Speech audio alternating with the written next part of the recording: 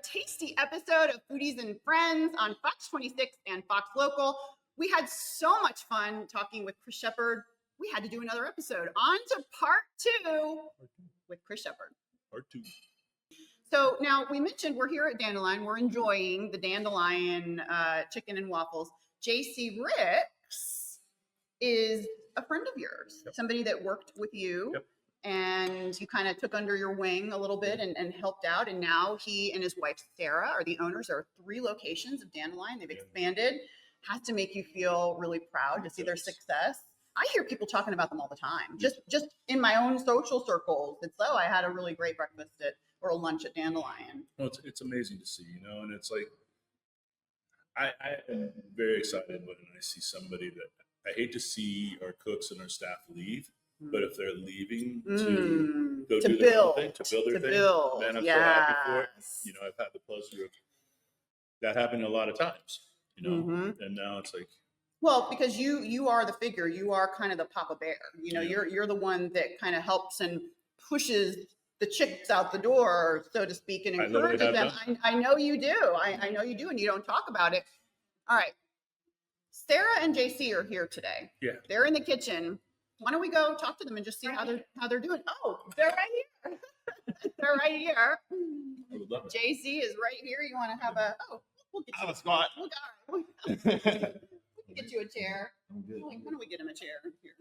Yeah. All right, I'll fit it. All right, yeah. You need to control them. We'll edit this. Don't worry, guys. Awesome. How is everything? Everything is amazing. Are we going to maybe sit here? Are we going to go in there? We're going to sit here. We're going to stay here. All right. So we'll stay here. JC's joining us for brekkie. So now that How are you? I'm good. Yeah. How are you doing? Chris wants to eat the chicken.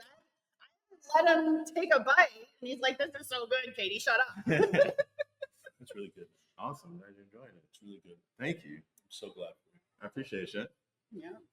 We were just talking about you, and we're talking about Southern Smoke and the support that it provides the restaurant industry. This is kind of a bumpy time. It's a little bit of a turbulent time in not only in Houston, but just nationwide.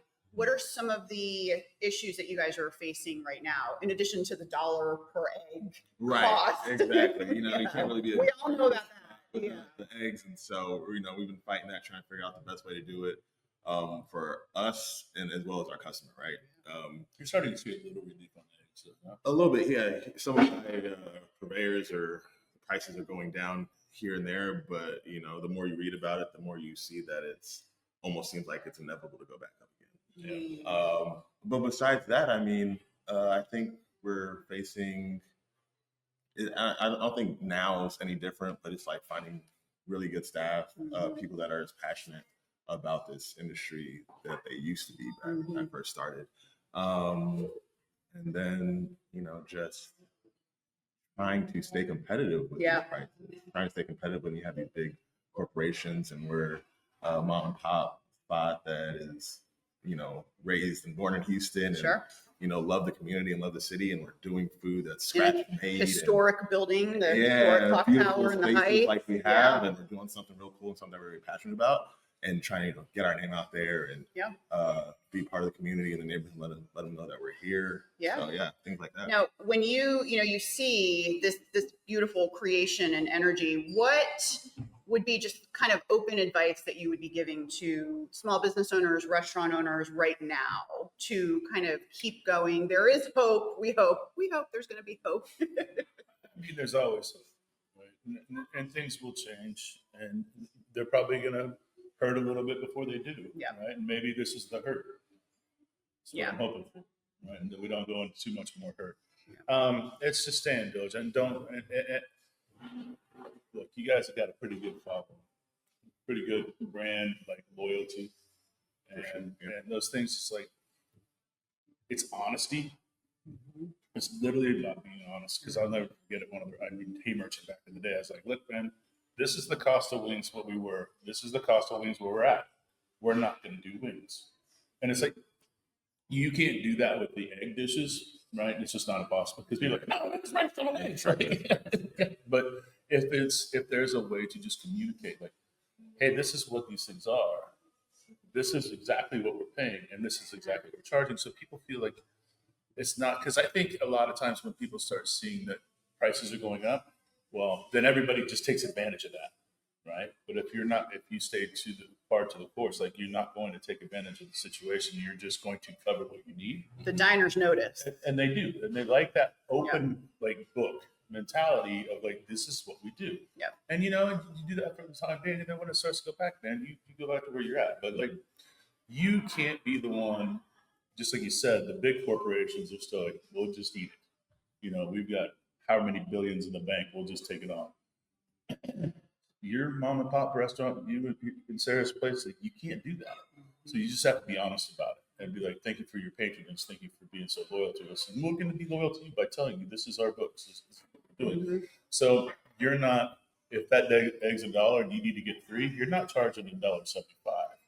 You need to charge that 3 and be honest about why it's happening. Mm-hmm. And I think people will respect that a little bit more because, you know, you hear avocados are going to go up. Now, some people are telling me like, oh, I saw a place with avocados for $9. And I'm like, already? Yeah. Like, they're just, are they Yeah, Are they just like trying to get in front of the curve here? Like, what are we doing? You know? Right. I mean, because I don't know. I don't buy avocados and I don't buy things like that. So, but like, I think that it will get better, but you just can't take the hits on it all, because if you're gonna cut it down to that $1.75 or $1.50, we all know how that works. Yeah.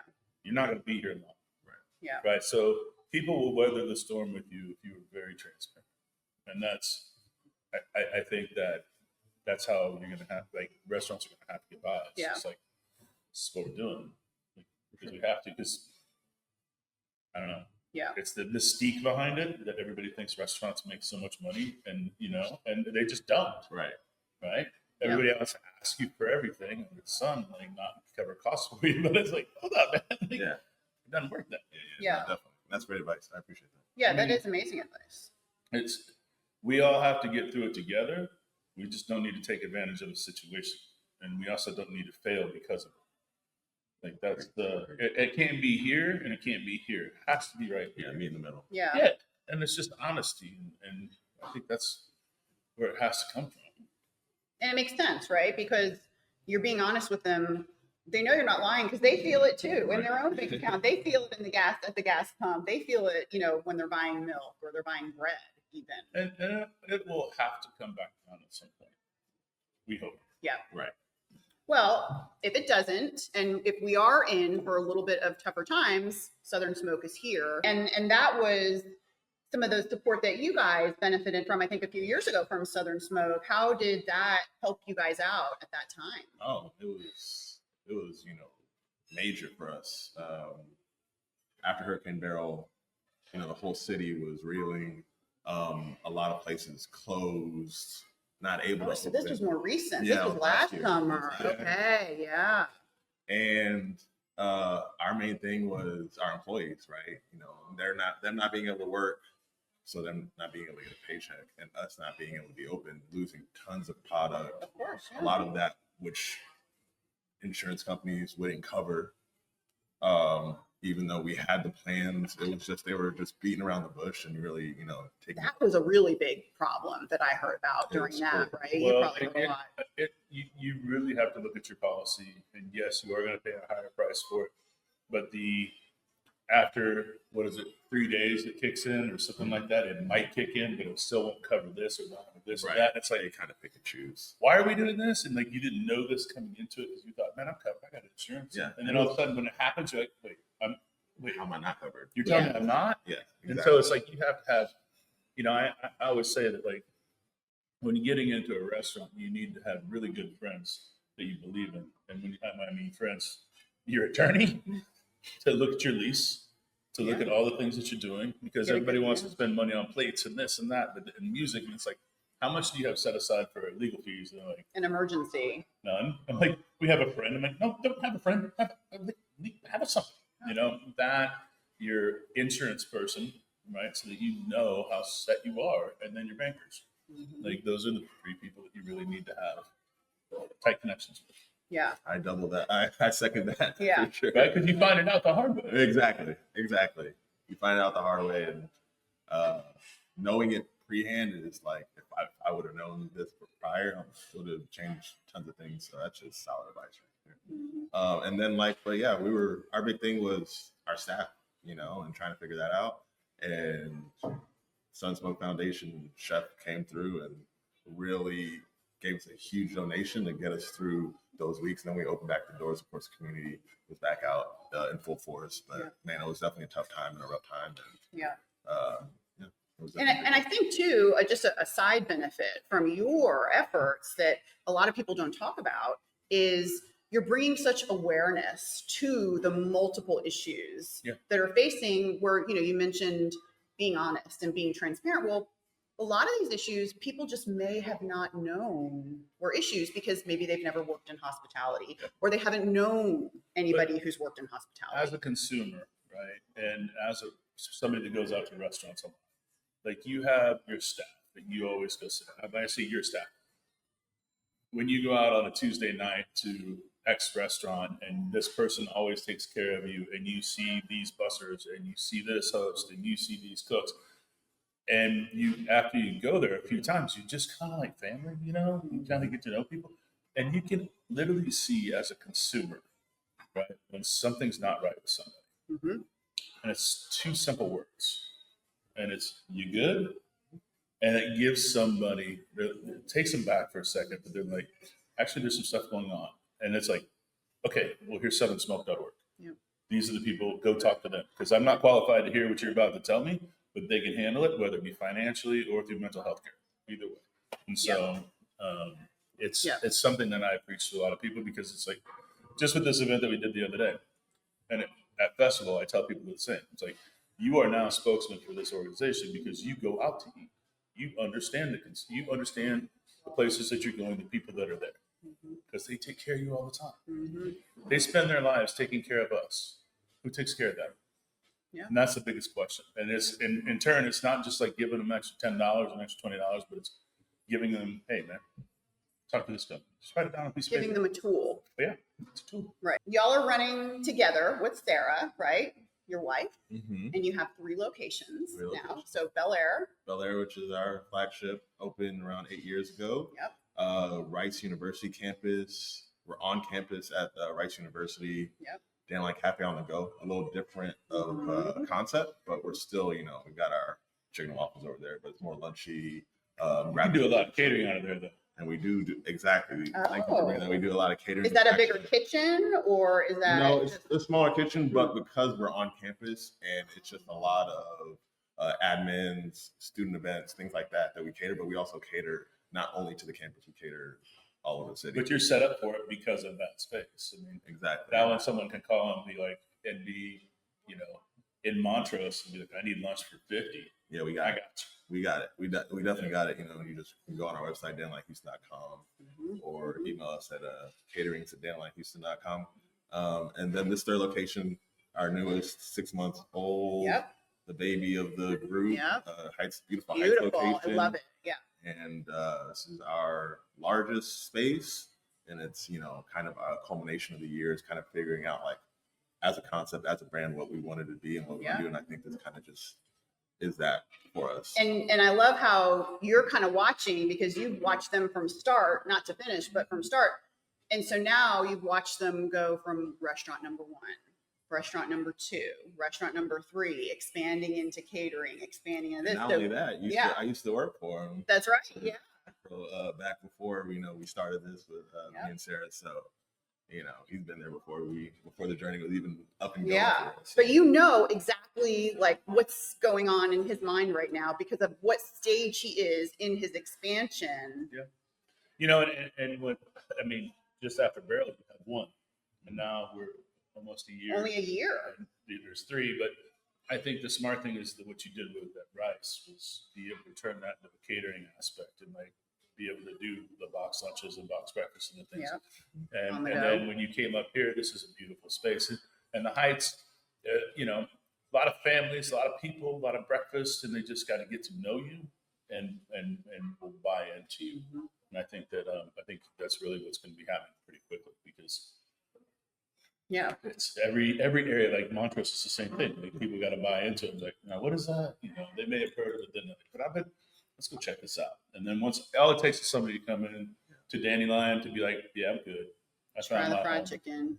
And that's what we want to be part of this community. You know, every community we place a restaurant in, you know, we want to be part of it. And, you know, like in Bel Air, we've been there for however long we've been there, 7, 8 years. And, you know, there's people that come in 6 days a week, 5 days a week. And they're like, man, this is like a home away from home for me. Yeah. And so that's kind of like Well, our stand. we also named it Dandelion Cafe, which to me just says pure joy before I even walked in. It's an amazing name. Yeah, I mean, at first I was like, what? I was like, man, I feel happy right now. So, Very I mean, sunny, I feel happy coming here. Yeah. Yeah. I feel happy supporting here, and I feel happy when the food hits. Yeah. Because at the end of the day, you kind of touched on this in a minute earlier, Sure. but people will walk away from an experience, right? And every meal is an experience, especially at this point, right? Where it's a chosen thing to go do. And the food may be great, service needs to be great, but the whole experience, because they're not going to remember what they ate. Let's say the fried chicken waffles, you're going to be like, fried chicken waffles are great, right? They're going to remember. And over and over, like they're going to come in and be like, man, I don't really remember. The coffee was good, the people were good. And the experience overall is what brings people back. And this is a great experience every time. Yeah. Thanks, Chef. Yeah, for sure. All right, let's talk some upcoming events, because you guys have a lot of fun stuff coming up, namely your Southern Smoke Foundation event, right? Festival coming up Festival? in October, October 4th. Discovery Green.